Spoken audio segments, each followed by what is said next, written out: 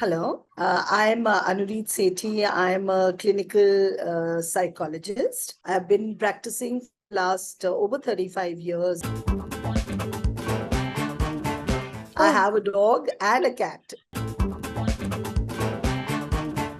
The benefits are too many. There are multiple reasons why one's mental health becomes better with having a pet at home. Firstly, they help in reducing your stress. Having animals at home brings about a lot of joy and a feeling of ever existing comfort. It takes away a lot of your own negativity. And as a pet owner myself, I feel I always have a companion with me. There is reduced loneliness. Many of the hormones, as a psychologist, I can tell you, we have the stress generating hormone called the cortisol, which tends to reduce the moment I see my pet and I take my hands through my pet's fur and pet him. There's a generation of a feeling of relaxation. Pets also tend to improve your socialization. They provide a lot of support to us, because suppose you move out into the environment where you're taking them out for a walk or something, it helps you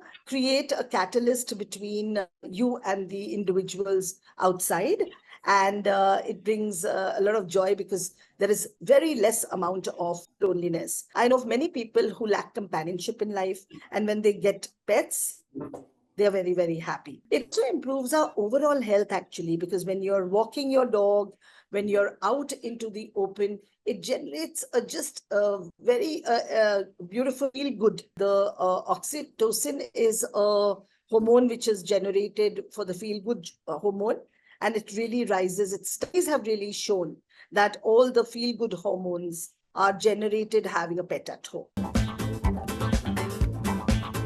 They can really sense emotions very strongly, and especially when you're in a not in a happy mood, or you're depressed, or you're really anxious, they tend to come very close to you, try to lie in your feet, or maybe come. And even I have my dog who even puts his head in our on the thigh, and next to your arm. They tend to nudge you a lot, they can really sense a lot of emotion. So they're hypersensitive to whether it's sound or an emotion. Positive emotions, they can really make out because they also jumpy and happy. But if you're sad and upset, they also portray the same, or they display similar kind of mood. But of course, they elevate you from it because their presence itself fills the gaps. No? Animal therapy is about taking support from an animal while you're carrying therapy with any kind of an individual, may it be a child, adolescent, or an adult. Largely in India, support comes through dogs. Most of the animal-assisted therapy is provided by dogs and maybe by cats. A few of the birds also do tend to provide therapy to individuals. But on a larger scale, I think only dogs are mainly used in our clinic setups. Animals need to be, mostly dogs are quite alert and active natured. But for animal assisted therapy also, they should be trainable. Many of these dogs, there are certain breeds of animals which are better. They can be trained better than the others. Dogs which have themselves been through trauma may not be very good at being picked up as the therapy dogs. So we do see the history of the dog, and the gentler dogs are taken in for training up. And rigorous training is given to them over a period of time. There is a complete protocol which one needs to meet in order to become a therapy dog. So, yes, being gentle, being child-friendly, individuals-friendly. So, extensive training goes into it. The dog has to have a history of being a gentle, happy kind of a dog, and also intelligent dog. The dogs need to have a high level of intelligence, and dog being stress relievers. When dogs are around, it becomes much easier. It's a medium of reaching out to others also. So in old age homes where individuals do not have much of a social life where they need to interact with somebody. They need some kind of socialization. Dog is a great provider of all these things.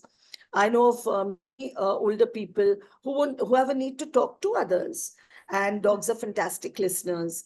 They can be around and provide all the unconditional love which probably may not come through a human being. Mostly we humans are conditional in a lot of things, but the kind of reciprocation that they give, the way they respond to a person whom they recognize, is absolutely joyful. So they're highly unconditional. They don't expect anything back from you. They help you over all your loneliness.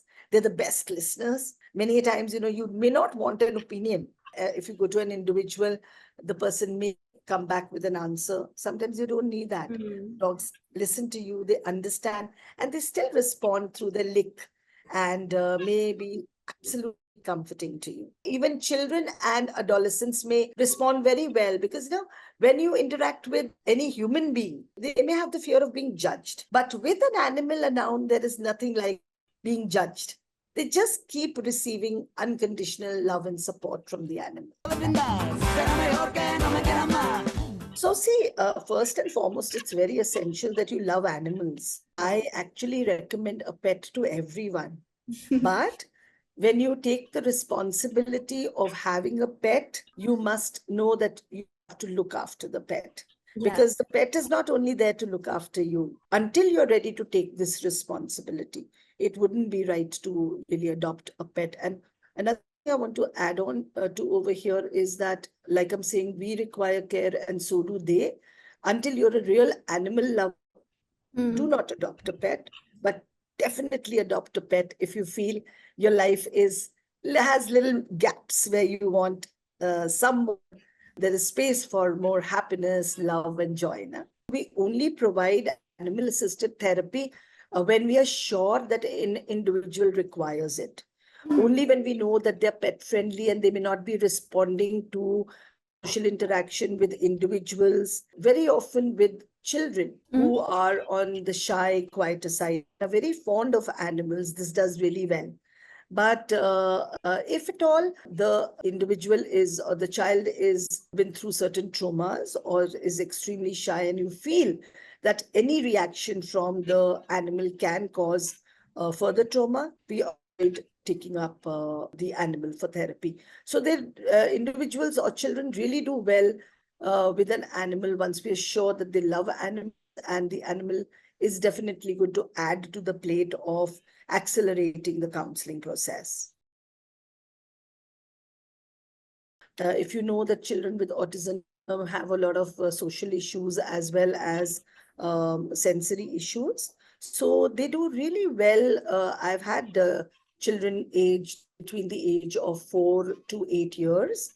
Many stories where when the animal comes into the picture, the child is has many tantrums and maybe very high on their sensory reactions.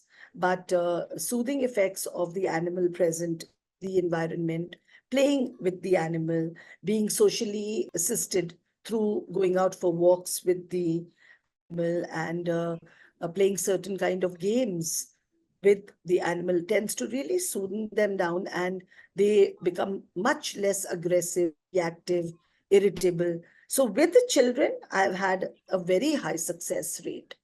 And with older people, once again, yes, whenever they go through loneliness, we do introduce dogs.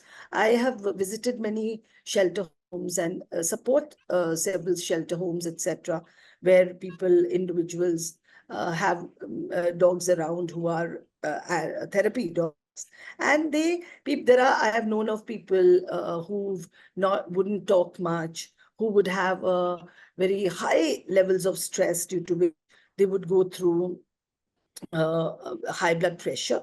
But having the dog around them slowly and gradually tapered the lower levels of BP to made the person a happier person, less irritable. In older people over the age of 50, 60, if they are fond of dogs, then this therapy has done very well. And I have used that in the past too.